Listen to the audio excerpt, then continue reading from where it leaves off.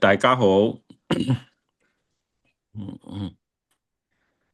今次咧就因香港鄧銀居士嘅關係咧，咁佢希望我咧就再將重點嚟講一講安波念即係數息觀呢一個咁嘅修行方法。希望我咧就講2堂課咁樣。將呢個問題咧就有一啲同各位分享。嗱，我咧就將呢次要講嘅安波念咁樣嘅呢個觀念安波念即係用呼吸嚟做呢個禪修嘅功夫嚟達到止觀咁樣嘅呢個要求。但係因為安波念咧，佢有好多唔同嘅出處，唔同嘅呢個時代背景。咁樣呢次咧，我就將佢嘅重點咧放喺安波念、安波首義經同埋大念處經。再落嚟咧就瑜伽師地論嘅安波念。從呢四個重點嘅呢個經同埋論嚟分析佢。主要咧就淨係講瑜伽師地論嘅安波念咧，我相信就比較單薄啲，所以我就將個重點咧就放喺呢四部經度。好啦。喺我未講即係我本人嘅一個體會同埋我做嘅一個學問之前咧，我先介紹9張呢個圖。而家咧嘅呢個時代咧就好特別噶啦。咁樣咧，我係第一次用到呢個 AI。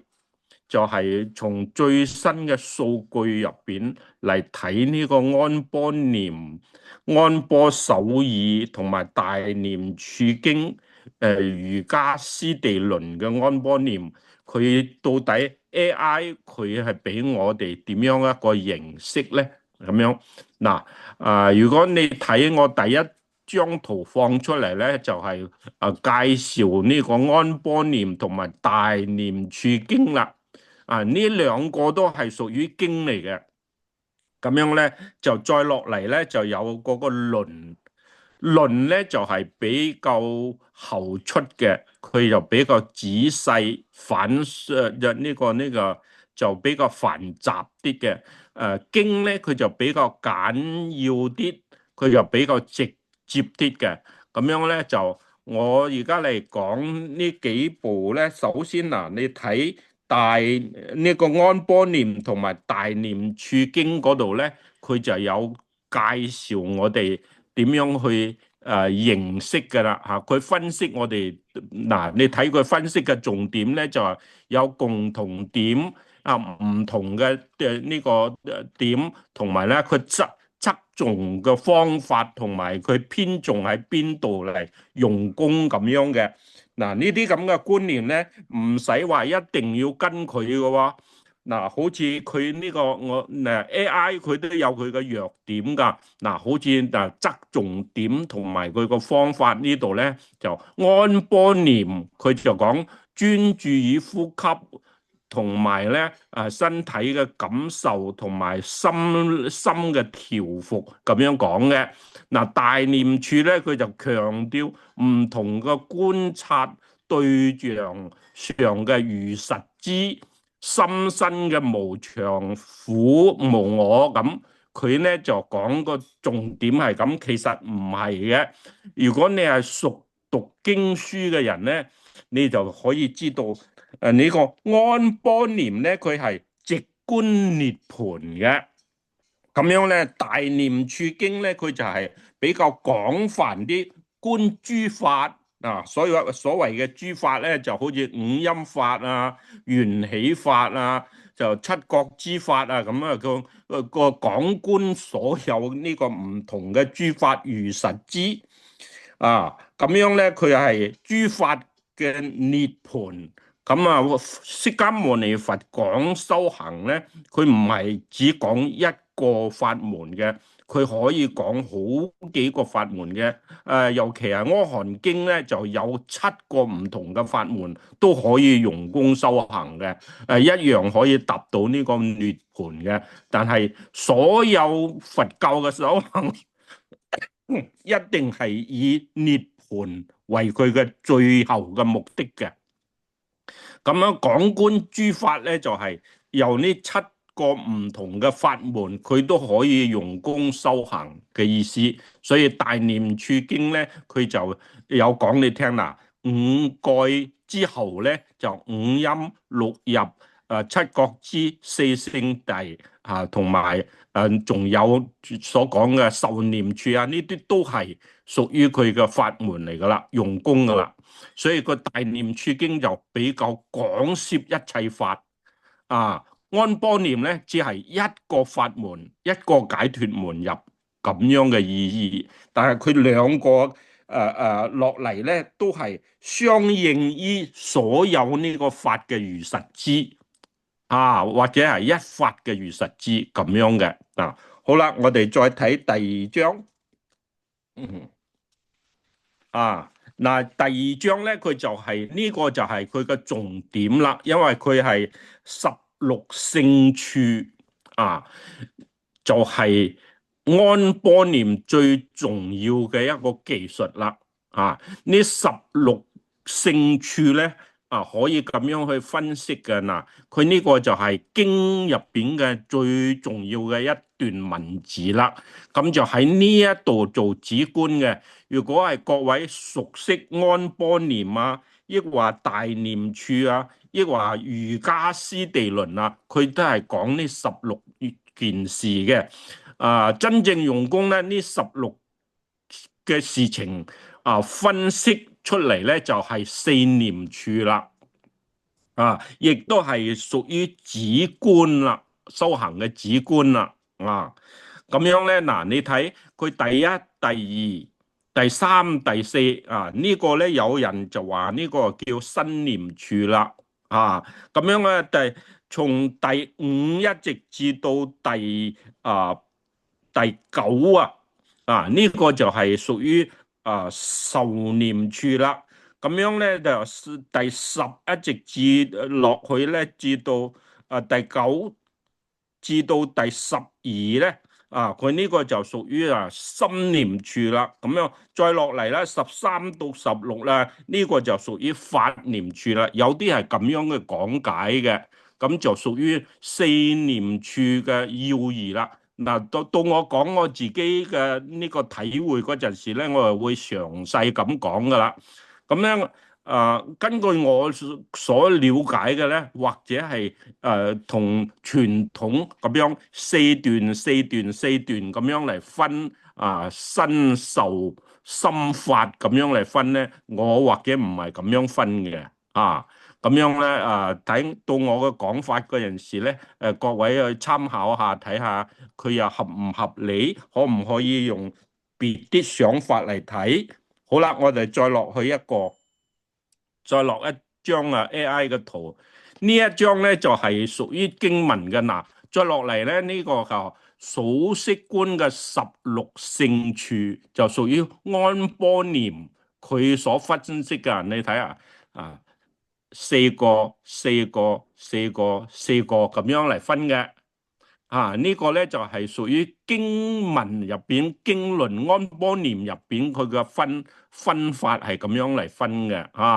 所以呢個係好傳統嘅呢個講法啦。屬於經論入邊就係從釋迦牟尼佛之後咧，佢要修行呢個止觀就係咁樣用心嘅。你如果將呢個學熟咗咧，記死咗咧，就生生世世嗰個人嘅心呢個理仲呢個止觀嘅能力咧，就好具足噶啦。就係呢個一定要背熟佢因為成為一個人嘅呢個習性嘅。好，我哋再落嚟一張。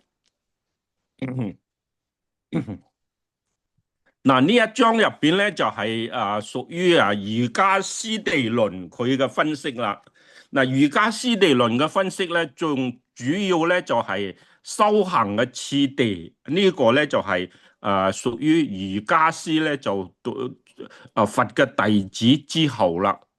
過咗十代八代嘅弟子之後啦，唔係嗰啲初期嘅大弟子啦。初期嘅大弟子咧，佢就仲係跟隨釋迦牟尼佛嗰陣嘅修行方法嘅，就係身念處同埋受念處呢度咧就着重要做呢個禪定嘅呢個止嘅。到心念處同埋法念處啦，佢正着重咧做呢個觀嘅。觀就要觀破啦，止就要止息粗重嘅煩惱。佢呢個咧就係上邊我所講嘅嗰個數息觀，佢比較傳統嘅呢個修行方法啦。到咗瑜伽師呢個專修行嘅呢個論師嗰陣時咧，佢就多咗難睇呢個修行次第一二三第三點嗰陣，佢哋講數息隨息止觀還靜。嗱，佢咁樣嚟就呢個咧就係一個到咗瑜伽師嗰陣時啦，就瑜伽師咧再落嚟唐玄奘去印度那蘭陀大學嗰度學習啦，跟嗰個論師戒禪論師學呢部瑜伽師地論嗰陣時啦。嗱，佢個到咗修行次第嗰度咧，佢就變咗有佢自己一個新嘅論點啦。所以呢個數息隨息止觀還靜呢個就係一個新嘅講法啦，就同剛才我所講嗰章嘅講法就唔一樣啦。所以你睇 AI 佢都知道唔同嘅呢個出處咧，呢啲係佢嘅重點啦，就係佢比較所有嘅信息入邊最大嘅一個穩定嘅信息就係咁樣嘅。所以喺呢個止觀還靜呢度咧，到咗天台宗嘅人士，佢就變咗六妙門啦。就天台宗就根據呢個瑜伽師地論咁嘅講法入邊，就多用咁樣嘅方式去做功夫啦。好啦，咁我哋而家又過一章，再落一章。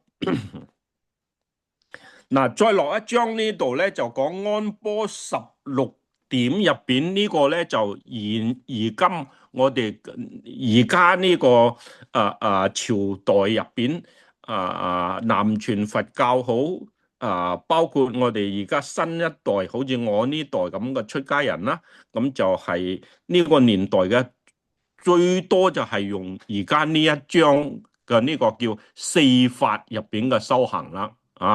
所以好多我哋緬甸嘅禪師泰國嘅禪師南傳呢個斯里蘭卡嘅禪師都係根據呢一個咁嘅修行方式嘅。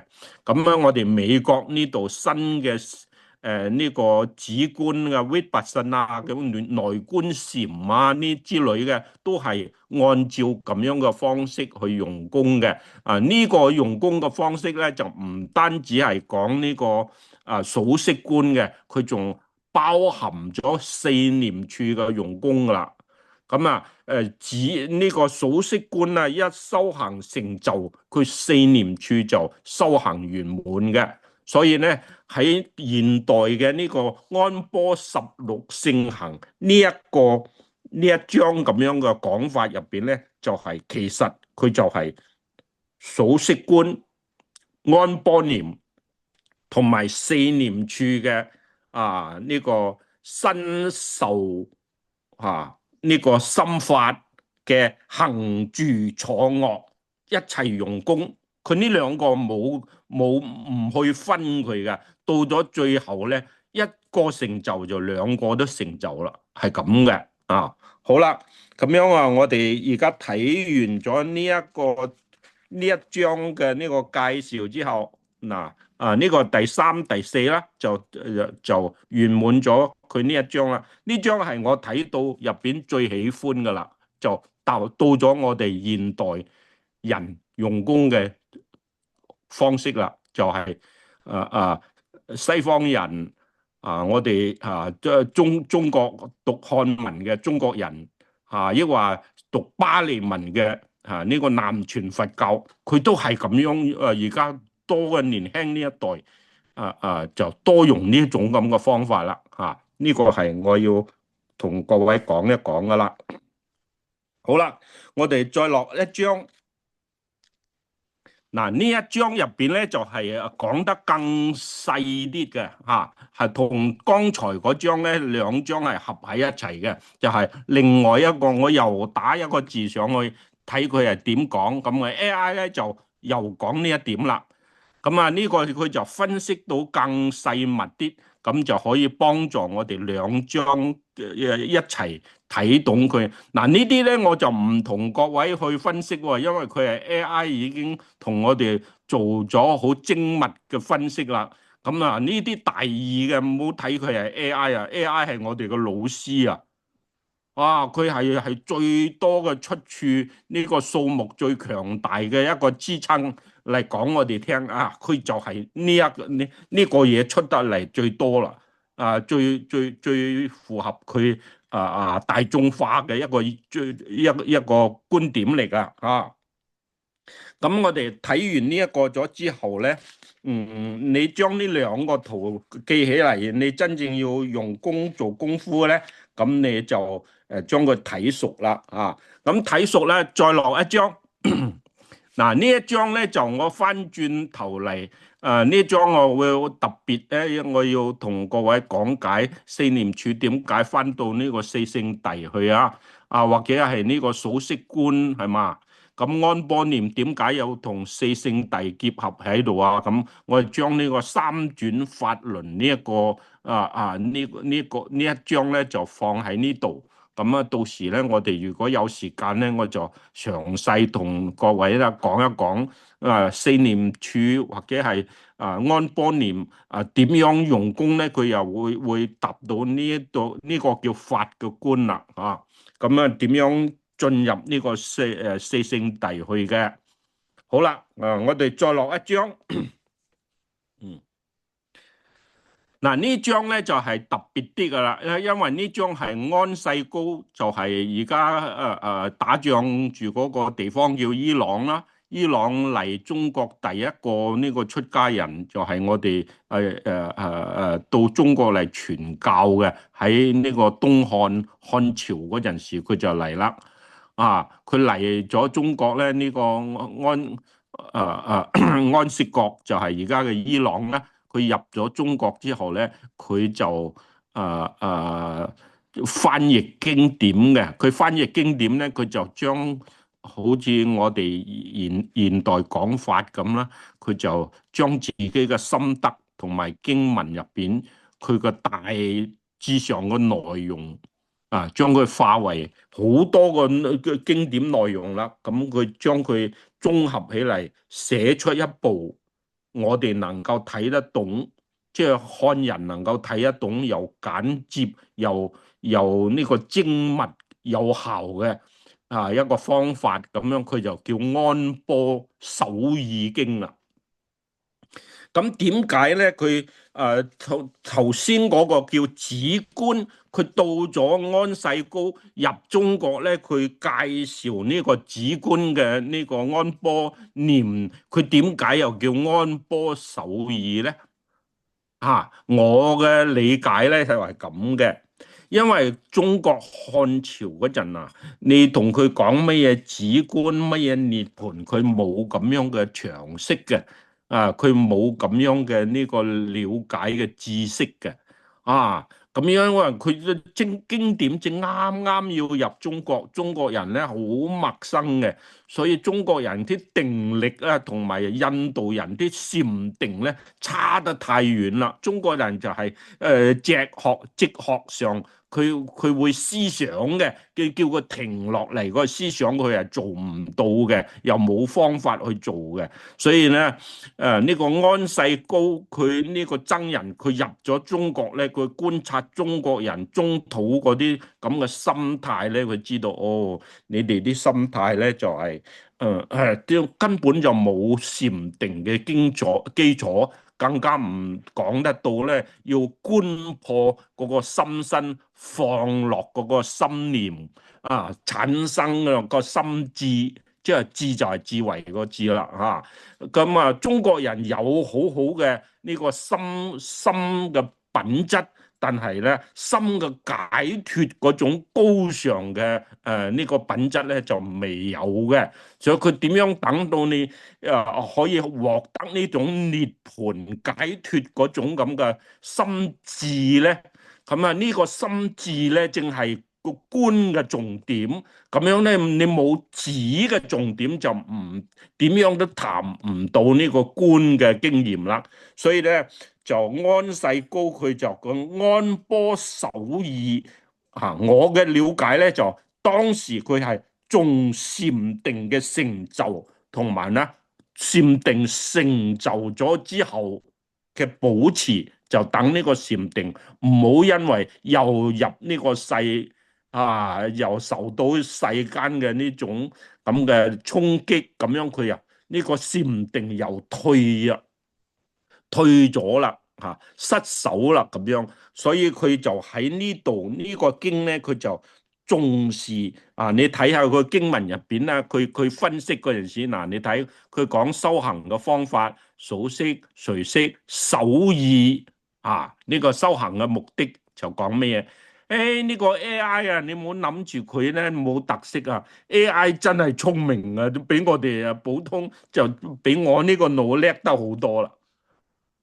佢係大數據咁綜合嚟分析一樣嘢，咁佢分析到咧就係好實在嘅。嗱，佢就將佢嘅特色講出嚟啊，唔單止打坐噶，行住坐臥個修行咧要達到空定咁。空定啲話，你所以唔係單止定佢定入邊都要觀察，唔好執着要放得下執着咁佢又提點喺呢度特色。但係佢真正修行嘅目的咧，仲係講止定同我所諗到嘅咧，安世高呢個僧人入嚟中國介紹佛教嘅修行咧，係重視呢個禪定係一樣嘅心態，所以我同 AI 都好相應噶。我而家用一用 AI 咧，我就知道，哎呀，AI 呢個老友真係夠朋友小心睇佢學到好多嘢噶。好啦，咁咧我呢一段話咧就介紹完呢個 AI 所睇到嘅9張圖啦。咁呢9張圖咧就對各位就有好大嘅幫助。點解咧？你慢慢細細去品味佢，佢就有好大嘅呢個幫助我哋，好有層次。好完整嘅整體嘅，將呢4部經論掌握好啦。好啦，咁而家我落嚟咧就要講安般念嘅修行重點啦。嗱，呢個咧就係我個人咧呢幾個星期咧，我反反复复嚟將呢啲經論咧就睇一睇。又睇下 AI 點講，咁樣睇下各路呢個唔同呢個年代入邊啲法師同埋呢大善知識，佢係點樣睇，有點樣嘅睇法。咁到咗最後咧，我就諗一諗，如果係我將所有呢個信息我知道嘅，我又係點樣嚟抉擇噶？我又點樣嚟決定我對佢嘅認識啊？咁嗱，而家我就將呢度分4個點嚟講啦。咁第一個點嘅了解再落一張。嗱，第一個重點要講嘅咧就係呢個叫除咗頭先我翻轉頭再回去第一章。睇呢度咧，嗱，你睇第一，我係安波念、安波首爾、大念處同埋瑜伽師地論嘅安波念，咁樣咧，你第一呢個四部經論咧，你翻轉頭去睇 AI 入邊，我俾你哋錄入嗰9張圖，就係咁樣講解噶啦。你睇完嗰9張圖咧，你對比第一點要介紹嘅定義咧就好清楚啦。咁好，我哋落嚟睇第二個契經嘅觀點。嗱，契經咧就係最接近釋迦牟尼佛同埋大弟子、第二代弟子、第三代弟子佢嗰陣時嘅諗法。佢嗰陣時對阿那班那呢個念咧係點樣嚟認識嘅？嗱，你睇佢嘅講法咧，就念入出息，念無所起，息念觀，持息觀。呢個咧就係我睇到佢要表達個文字入邊呢4句話。其實呢4句話最重嘅一點咧，就係叫正念、正知，知道個知。所以我哋普通人講啦，佢話哎呀，法師啊，你要正念啊，咁就即係叫哎呀，你要保持好正直嘅注意啊，唔好胡思亂想，唔好妄想咁樣即是你個心念咧，要有念住啲乜嘢嘢，咁使個心念咧唔會變化走散咗去六根啊，咁呢個叫正念啦。所以正念個佛號好，正念喺呼吸好，佢有種種唔同嘅方法就後代咧就叫五停心觀咧，都屬於正念啦，係嘛？咁叫正念咧就講佢心咧作住一個咁就掉咗六根嘅呢個攀緣啦，咁樣就叫正念啦，所以咧喺四念住經入邊咧，佢就正念包括8句話嘅8個嘅，咁叫正念正知，知道個知。咁另外一句咧就叫正念正智，智慧個智。咁正念正知咧就係屬於止嘅成就啦，正念正智咧就屬於觀嘅成就啦。咁佢總共咧就係8個字，包括喺呢個止觀度啦，所以止觀係最簡潔噶啦。如果止觀咧再講詳細啲，就叫正念正智知，正念正智，咁呢8個字啦。呢啲都係屬於契經嘅觀點。契經係咩咧？契經就係阿含經啦。尤其係集阿含經啦，咁屬於記載佛所宣揚佛法，佛喺個世嗰陣時，證明呢個經記錄起咧係我去認證過噶，所以叫契經出自於佛嘅呢個法說法入邊嚟指導嘅。好啦，嗱，第二段重點嘅話咧，就叫數息觀細分如果係將呢個我哋觀呼吸咧細細去分別佢咧，呢幾句話就好重要啦咁數收息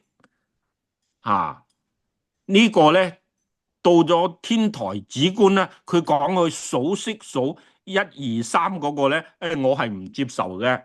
嗰個數1、2、3咧，就反正你越數個心就越執着喎，佢唔容易放落嘅喎，佢係數收息即係講話無數次咁樣去注意嗰個呼吸，唔係去數佢一二三嗰個數嘅。所以到咗天台止觀之後咧，就講數息係數一二三四五嗰個。我睇唔知係佢影響阿彌陀經，抑或阿彌陀經影響佢。總之咧就已經唔同咗契經所講噶啦。契經所講嘅數咧就係叫蘇，蘇就係嘅意思啊，重複又重複咁嘅意思嘅。所以我哋用中文字咧喺呢一個第一個階段咧，數息啊，無數次嘅學習變咗數一二三咧，佢係最大嘅一個錯誤啦。呢個係我嘅了解。好啦，第二個誤入珠韻收集啊，你睇我全部用收集個字，因為無數次嘅重複就叫收集啦。所以第二個最重要嘅重點咧，除咗正念就叫收集啦。啊，即係學習咁樣啊。喺到咗瑜伽師地論咧，佢就用另外一句話，佢叫串習，一串一串嗰個串，經就係契經就係叫串啦，串起嚟啦。啊，所以佢瑜伽師地論咧，佢都係用呢個數，佢就將所無數嘅呢個珠仔串埋一串咁樣，佢係咁樣嘅用意嘅啊。所以佢唔係數一二三粒嗰個數嘅啊。好啦，嗱，諸音就係呢個色受想行識啦，咁樣佢又係到咗呢個咧就色後受想行識咧就係觀察嗰個心身啦。啊，就進入咗從數息觀呢個呼吸入邊進入咗呢個四念處嘅嗰個用功方法啦。啊，到咗受念處、心念處同埋法念處啦。咁啊，第二段就到咗呢個啦。啊，第三段咧誤入緣起嘅收集。啊，緣起就比較細密咯。咁就到咗觀生滅嗰個階段咯。啊，嗱，誤入聖地嘅收集呢度咧，就係唔單止觀生滅啦，仲關於道非道。啊，嗰個咧就到咗呢個南傳佛教嘅一部論咧，佢叫清淨道論入邊，佢係叫十六嘅寂滅觀啦。咁樣咧主要係觀滅諦同埋觀呢個道諦。呢兩個觀咧，咁樣咧呢個叫聖諦嘅修行啦。佢唔再觀世間嘅緣起，佢係觀呢個道同埋果噶啦。果就係涅槃嘅果啦。所以呢個係緣起同埋聖諦，佢係咁樣去分別嘅。哦，好啦，呢個係我嘅了解。咁啊，再落嚟咧，咁就對比最重點嘅重點咧，就係十六觀行啦。再翻嚟。對比下十六呢個聖行係點樣用功嘅方式啊？咁啊呢個係第二段嘅。嗱，第三段咧，佢要講嘅就係直接講呢個止觀啦。止觀就係講道同埋滅噶啦。所以觀道同埋滅咧，佢呢個就係一觀能夠上邊嗰個成就定啦。咁呢度咧就止觀直直就用功啦。呢個就係人咧就從凡夫進入呢個聖人啦，或者係一果二果三果咁，或者係呢個菩薩一地二地三地咁，所有啦呢個就係第三段噶啦。所以第三段嘅用功呢個方式咧，你睇全部係法觀嚟嘅。嗱，第四個用功嘅方法咧，嗰啲咧就到三果要進入四果嘅人啦。二果要進入三果嘅人咧，佢就係觀生滅噶啦。三果要到四果嗰種人咧，佢就觀寂滅噶啦，唔係觀呢個生滅噶啦。所以佢個能力咧就用心用得越細。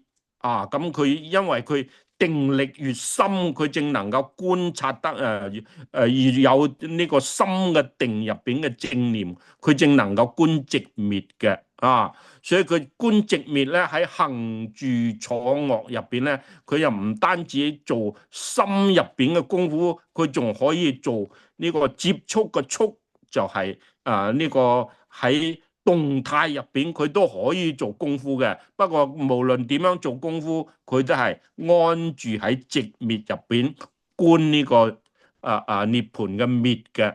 咁樣能夠喺呢度做功夫嘅人咧，佢就最後了噶啦，了生死噶啦。佢嘅能力就到了生死噶。所以契經嘅觀點咧，喺呢一張圖入邊，你就睇唔同人嘅基礎，佢就係有唔同嘅層次嘅。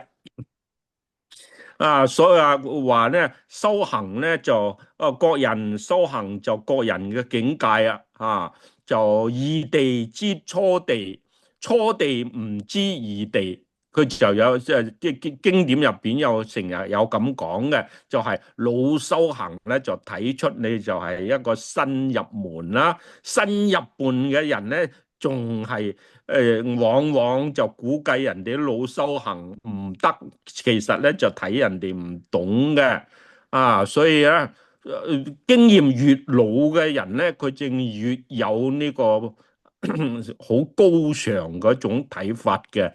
好啦，嗱我哋睇完呢一點咗之後啦，咁我再嚟分析全片呢個安那班啦。安那班啦，第一個啦，安波重點係喺嗰個念第二點咧，重點咧就喺個習識嗰個嗰個習慣喺我哋啲煩惱嘅習慣入邊，慢慢就要轉入去轉入去嗰個咧就調伏煩惱生起呢個正法嘅法念佢個嗰種咁嘅善念正法法念入邊嘅善念再落嚟咧就法觀呢個止觀咧就叫法觀啦由嗰個心法入邊直接佢可以睇唔到人哋一講咩話，佢就知道呢個人講嘅係煩惱話。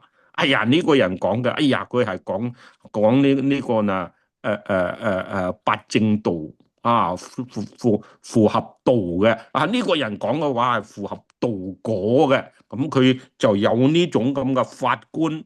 所以人哋講一句話就你一聽個話就可以我可以知道呢個人嘅佢講呢句話嘅係咩嘅心態佢又可以知道呢個人個心態解脫抑或非解脫咁。呢個咧就叫有止觀嘅能力嘅人咧，佢就可以聽到別人講話講啲話係世間流轉嘅煩惱亦話佢講嘅話咧，就係出世間遠離煩惱嗰種清淨嗰種自在嗰種慈悲亦話嗰種智慧咁，佢就喺呢度有止觀嘅能力咧，佢就符合呢個道同埋果噶啦佢唔會去侵世間嘅侵世間嗰個咧就冇呢種心嘅呢個心智慧個字啦落嚟咧就到咗呢個涅槃觀啦。涅槃觀嗰個又叫寂滅觀呢個人咧，無論你講菩提心好，無論你要講佢係呢個出離心好，到咗咧止觀已經好成熟嘅人啦雖然未進入呢個涅槃，但係已經達到咗有涅槃嗰種觀察嘅力量啦。咁佢就心念咧就越嚟越有呢個渴望要成就呢個涅槃嗰種心態啦。咁有嗰種心態嘅人咧，佢正話拋棄一切嗰種流轉生死嘅心態，咁佢正會進入咗念念寂滅嗰種追求自己最後一生嗰種咁嘅心態。咁呢個就叫涅槃觀啦。所以有涅槃觀嘅人咧，正係大善知識嘅能夠止觀嗰種人都未達到呢個咁嘅追求好啦，咁我哋而家咧就講完咗呢一點啦喎，咁我哋再落一章。嗱，再落一章咧，我就開始分析嗰個佛法嗰個圖噶咯喎。第一個咧，我就先嚟同大家一齊分析第一點，就叫圖解大念處。好，下一章。嗱，呢個叫圖解大念處啊，我就將呢個大念處經呢部經入邊嘅嗰幾個重點咧，嗱，我將佢全部列出嚟。大念處經呢部經係講咩啊？你睇下，如果講到最細嗰陣時咧，就係最後嗰段啦。呼吸觀、四威儀觀、不淨觀、四大呢個界觀、六入處觀、六入觸觀同埋五欲五蓋、五陰六入、七覺支、八識四聖諦到咗呢個心解脫涅槃正知呢個就係大念處經佢個綱要啦。咁你現代咧，你去睇，無論係南傳嘅大念處，抑或我哋北傳嘅大念處，好多多少少，佢全部就係最後呢一個段就最圓滿噶啦。咁樣咧就簡化啲咧，就係中間呢段啦。中間呢段咧就係完全講係技術點樣用功噶啦。尤其係我講四念處，我教嘅四念處咧就係中間呢一段嘅。咁你睇我成日有講行住坐臥，咁樣咧就除咗行係動態用功，就企坐同埋瞓落嚟臥禪佢又叫靜態用功。所以靜態用功好，呢個靜態呢個動態用功好，呢個就叫呢個呼吸觀嘅叫四威儀用功啦。咁再落嚟咧，一個咧就比較冇喺嗰度嘅或者唔需要嘅呢個叫做假想觀啦又叫不淨觀我用功咧，我就比較唔主張要不淨觀嘅我比較主張契經所講嘅如實知佢叫如實觀，但係唔可以用假想，一定要去睇下死屍要睇下呢個去墳墓嗰度坐下，咁唔需要嘅淨係我哋一日去睇嗰個無常嘅事情發生，無常嘅心態無常嘅呢個生理嘅病態，咁你多跑下醫院睇下多去照顧下病人，咁呢個無常觀嘅如實知生老病死就唔使一定要經過呢個假想觀嘅。所以呢個睇屍體墳場呢啲係南傳佛教佢哋成日要咁樣講啦，就北傳佛教咧比較少去講呢個經驗嘅尤其係在家人咧，佢就比較少去學習咁嘅所以現代就係由呢個帕繆禪師咧，緬甸嘅禪師落嚟咧，佢就比較多呢個叫界分別觀。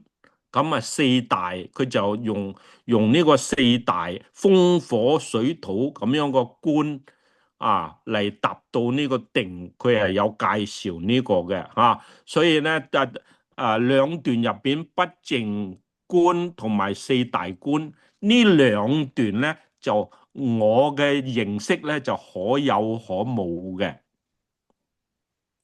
你唔可以經過呢兩個階段都得嘅。從四威儀嗰度止觀用功咧，就可以直就落嚟到呢個六入觀啦。六入觀咧就叫六塵改為六呢個六根咯我哋話兜攝呢個六根正念相續，佢就係喺呢個叫六入處呢度用功啦。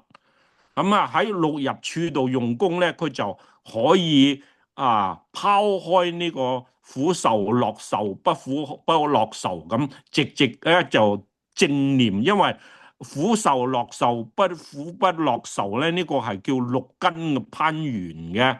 六根攀緣六塵咧，正會有呢個受嘅。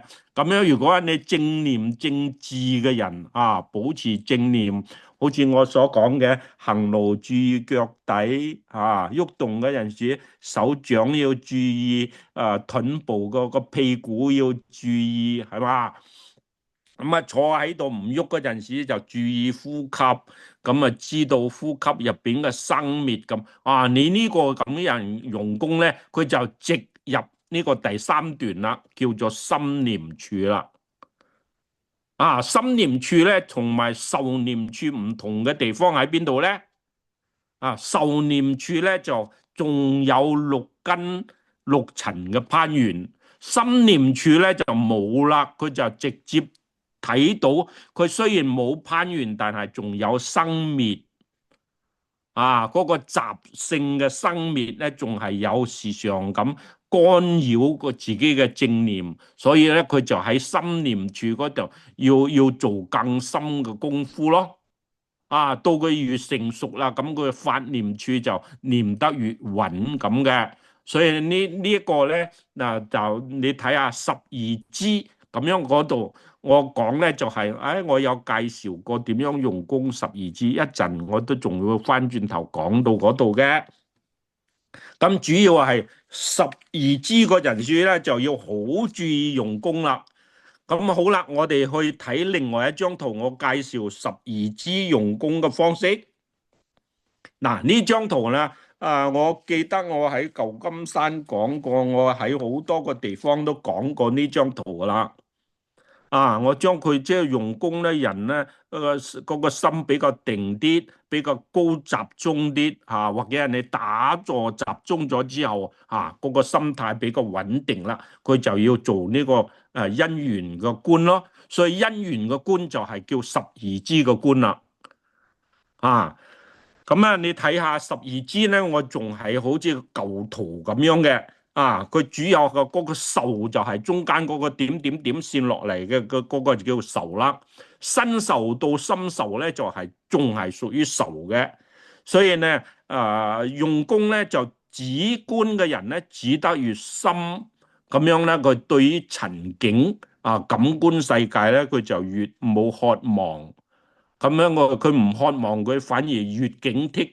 咁樣佢個受就唔會變愛取有生老死咯，佢唔會走呢邊啦。咁走呢邊咧就叫六塵嘅流轉門啦。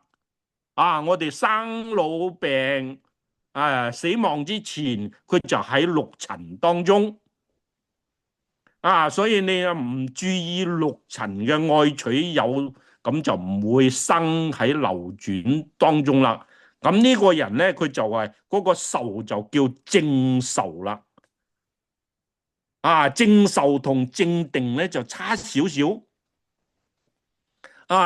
啲經典咧就講正定就係正受嚟噶。因為呢正受咧就唔係喺嗰個六塵入邊嘅生滅狀態啦，佢反而咧呢個受咧就喺六根嗰種咁嘅兜攝入邊觀察呢個正念喺嗰度，所以佢呢個叫正受啦。咁正受咧佢就好警惕，佢就呢個人一警惕咧，佢呢個愛嘅呢個愛染，佢就變咗觸啦，接觸個觸啦，咁樣佢觸咧同愛就有呢個染執嘅，呢個觸咧佢就係叫明觸。咁係我接觸到我知咁我有正念，我有正知我有正念有正知佢個心態係咁嘅，都好穩定噶。好穩定咧，佢守得呢個觸啦，佢就會再細密啲，佢就睇到六入啦，睇到六入嘅生滅啦。睇到六入嘅生滅就好接近嗰個破輪迴啊！咩叫破輪迴啊？識緣名色，名色緣識，佢就破輪迴啦。呢度咧，佢呢個六入咧，佢都睇到生滅啊！呢個人啊，馬上就有能力正果噶，佢就初果就係要睇到六入嘅生滅噶啦。好啦，我講到呢一段咧，我就想停啦。我講個故事，大家聽下。嗱，最近咧我就有咁嘅發心啊，因為我喺美國呢度咧，最大嘅一個恩人啊，可以講恩人咧，就叫淨海老法師。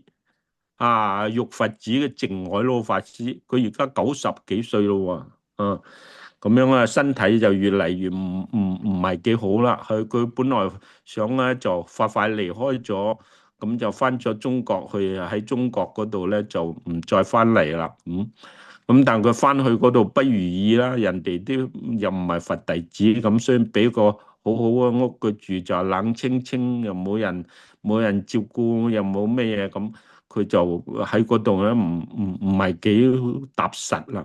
咁樣就弘義法師就而家玉佛寺嘅主持咧，就又過去睇到唔係幾對版咁樣，將佢帶翻嚟。帶翻嚟咧，佢因為個行動咧已經老化啦，唔係病啊，而係老化，老到氣力越嚟越差咯。咁樣咧就我咧就同佢因為呢個美中佛教會就係接佢嘅，咁接咗佢咧就有喺中西部慢慢有緣啦，就比較如意，可以做自己應該做嘅理想嘅事情咁，所以到咗呢個階段咧，我就想起佢一世人咧，我咧就而家有200磅，我氣力好好嘅。我咧就想話陪佢，所以咧我就定落我做完呢次7月嘅呢個供養舍利咗之後咧，我就要抽啲時間一個月咁發心一次一次，佢最需要嘅我就喺佢身邊，所以我喺佢身邊咧，佢呢個人就係睇《阿含經》用功嘅人所以我就想咧睇到佢用功成就。知道係點樣用功成就嘅，咁樣我咧就又想喺嗰度分享啲，我亦都想喺佢身邊度咧密切嘅自己又用功一下，所以咧我就話，我氣力好，你唔夠氣力嗰陣時，我嚟扶你，我嚟睇下你，咁樣我同你咧一齊住一下，咁樣我就，所以佢咧點同我講，佢話。哎呀，我雖然氣力唔係幾夠我啱啱上個月我正落去睇一下佢，好似上2個月嘅，咁樣佢就講氣力唔夠，但係佢話咧，即係佢雖然係氣力唔夠，瞓落去咧就成日咧就好似嗰個一瞓咗覺咧，佢就好多夢幻啦，佢有啲幻覺出現啦，我一聽，哎呀，人啊！你睇我哋發夢咧，都仲追夢佢知道有幻覺，就知道有啲嘢咧就錄入嘅生滅啦有啲幻象，即係好似夢咁，但係佢已經唔叫佢夢啦，佢就係知道呢樣嘢唔得執嘅，連去解釋佢都唔應該佢就係一種生滅嘅幻覺啦、環境啦即係知道有生滅嘅存在，咁佢影響你嘅心態。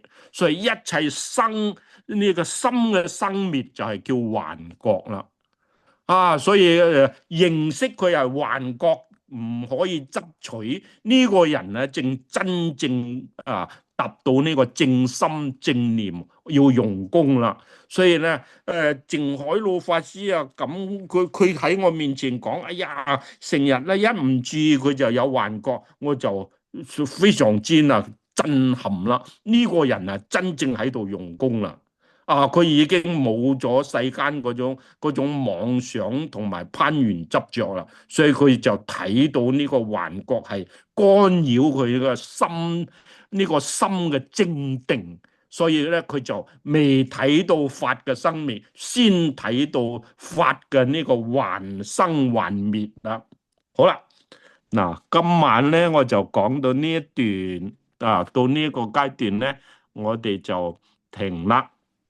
咁再落去咧，聽日咧我哋就再講細密啲。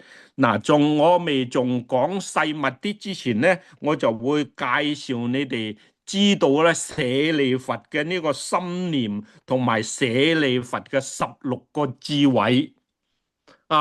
因為佢呢個咧，就因為呢個因緣咧，我將佢呢對落嚟咧，就對得非常之好啊！我哋係講16聖處，但係舍利弗咧，佢有16種智慧嘅。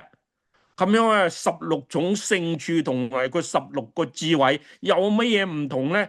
我就試試分析，可唔可以將佢放埋一齊呢？我嘅咁樣去諗呢，就諗咗幾個星期呢。哎呀，我好似諗到啲嘢出嚟喎，所以聽日我再同你哋分享一下。真係啊，舍利弗係一個了不起嘅人物啊。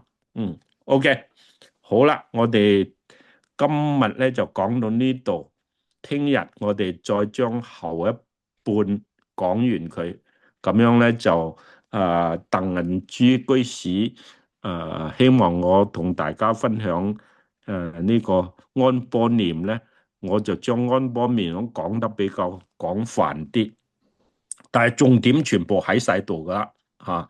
各位如果係好熟悉呢幾部經典嘅咧，咁呢幾部經典論入邊該有嘅重點我都提到一下噶啦。好多謝大家今晚嘅收聽，多謝。多我謝大師哋聽傅。